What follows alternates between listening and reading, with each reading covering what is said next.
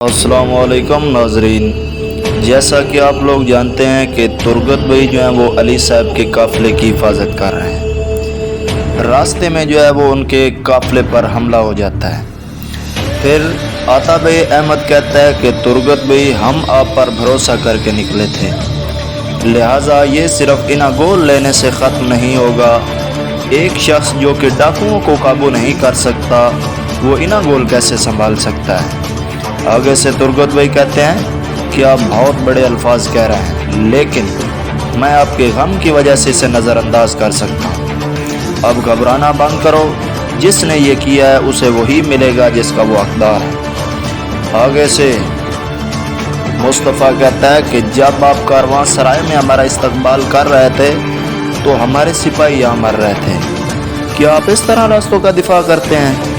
आगे से अहमद भाई कहता है कि तुरगत भाई आपको सोचना चाहिए कि अब अली साहब क्या कहेंगे। आगे से कुनूर कहता है कि जिसने भी ये किया है हम उसे ज़रूर ढूंढेंगे और सज़ा देंगे। फिर तुरगत भाई कहते हैं कि बात करने से कोई फ़ायदा नहीं होगा। तुरगत भाई कुतान को कहते हैं कि कबीले जाओ और उस्मान साहब को बताओ कि क्या हुआ। फिर अली साहब जो थे जो उस्मान के कबीले की तरफ रवाना थे, उनके कबीले में पहुंच जाते हैं। तमाम लोग बड़ी खुशी के साथ उनका इस्तकबाल करते हैं। फिर उस्मान भी उनका इस्तकबाल करते हैं, उनसे गले मिलते हैं और खुशामदीद कहते हैं। फिर अली भाई और उस्मान भाई खाने पर एक दूसरे के साथ बातचीत करने लग जाते हैं और उस्मान भाई अली साहब को कहते हैं कि जब मंगोल आस पास थे मेरा काफ़िला ख़तरे में था, लेकिन तुरगत साहब और कोनूर अल के साथ ने हमें महफूज कर दिया। आगे से उस्मान भाई कहते हैं कि बहुत शुक्रिया, मुझे उम्मीद है कि आप हमारे लिए भी ऐसा ही करेंगे। आगे से अली भाई कहते हैं कि जब हमारे दुश्मन को इस तरह शिकस्त आप देते हैं तो हमें बहुत फ़ख्र महसूस होता है। आगे से उस्मान भाई कहते हैं कि हम अपने नफ्स के लिए फ़तह हासिल नहीं करते, पहले अल्लाह के रज़ा के लिए, फिर मुसलमानों की सलामती और आम मज़लूम लोगों के लिए हम ये करते हैं। आगे से अली भाई कहते हैं कि आपके पास अपने आबाओ अजदाद का दिल है।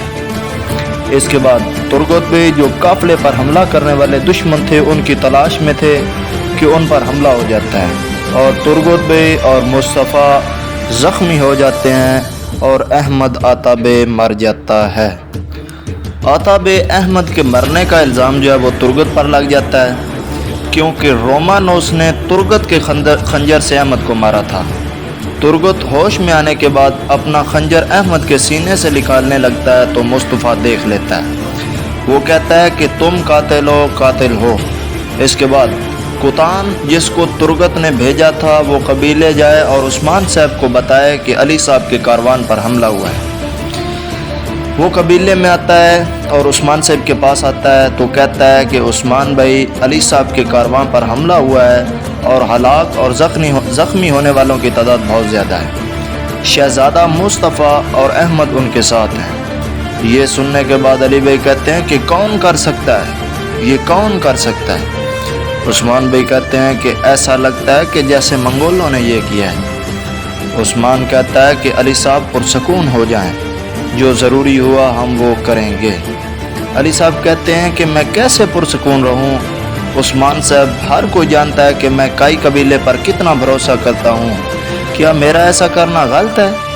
होशियार रहें। उस्मान साहब कहते हैं कि अगली फ़तह का इरादा मत करें, इससे पहले अपना रास्ता महफूज करें, हम दुश्मनों में घिरे हुए हैं, ये कैसे हो सकता है। फिर उस्मान साहब कहते हैं कि अल्लाह ने हमें हिम्मत दी और हमने जुल्म को ख़त्म कर दिया।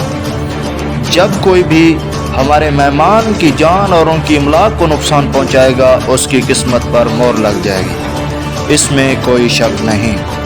खैर अली भाई कहते हैं कि मुझे कोई शक नहीं था, अगर मैंने अपने कारवां की हिफाजत की होती तो मैं पुरसकून होता, लेकिन क्या हुआ। उस्मान साहब आगे से कहेंगे सब्र करें, जो ज़रूरी हुआ हम वो इक़दामात